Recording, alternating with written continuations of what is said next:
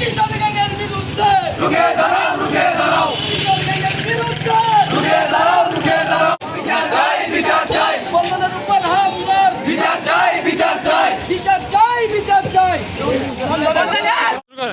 Jhenaigati pilot উচ্চ বিদ্যালয়ে যে সন্ত্রাসী হামলা হয়েছে বাঁধন এবং রিয়াদের উপরে এর সুষ্ঠু বিচার চাই, অন্যথায় আমরা আন্দোলন করে তুলব। আপনারা সবাই এগিয়ে আসুন সন্ত্রাসী হামলার বিচারের জন্য। আমি বাবা হিসেবে এটাই বলবো, আরও যারা ছেলে মেয়ে আছে এদেরকে এই কিশোর গ্যাং থেকে রক্ষা করার জন্যে সবাইকে এই বিচারের দাবিতে এগিয়ে আসতে হবে। অন্যথায় আমার ছেলের মতো আপনাদের ছেলেও একদিন ভুক্তভোগী হতে পারে এই কিশোর গ্যাংয়ের হাতে। তাদের উপরে হামলা চালানো হয়, সেই হামলায় তাদের বন্ধনের 4 জায়গায় ক্ষত হয় এবং রিয়াদের ফুসফুস ছিদ্র হয়ে যায়। এখনও রিয়াদ ঢাকা মেডিকেল কলেজ হসপিটালে চিকিৎসাধীন আছে। ফুসফুসের 2টা অপারেশনের ভিতরে একটা অপারেশন করা হয়েছে, আরও একটা অপারেশন তার করা হবে। রিয়াদের অবস্থা এখনও আশঙ্কাজনক।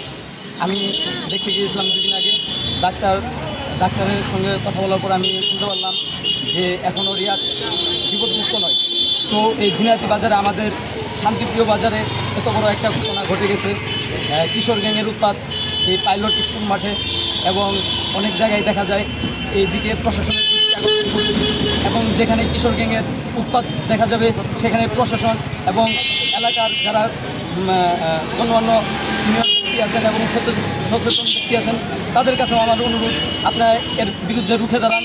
প্রয়োজনে আপনারা দলবদ্ধভাবে ঐক্যবদ্ধ হয়ে এই কিশোর গ্যাংকে নির্মূল করার জন্য আমাদেরকে সাহায্য করুন, আমাদেরকে কাছে রাখুন, আমাদেরকে পাশে রাখুন। প্রয়োজনে আমরাও সহযোগিতা করব, আপনাদের সহযোগিতাও আমরা আশাবাদী এবং প্রশাসনের প্রতিও আমরা দৃষ্টি আকর্ষণ করছি।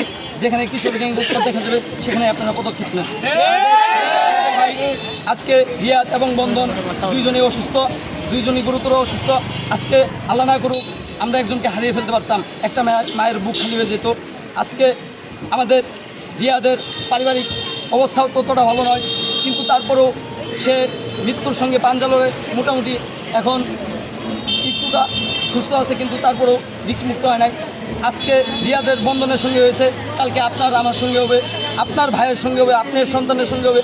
এর জন্য আমি আপনাদেরকে আবেদন করব, এই হামলার পিছনে যারা আছে এবং যারা করেছে এদের যেন দৃষ্টান্তমূলক শাস্তি হয়, ঝিনাইদহে দৃষ্টান্তমূলক শাস্তি দেখতে পাই এবং আপনারা আমাদেরকে সাহায্য করুন, সহযোগিতা করুন।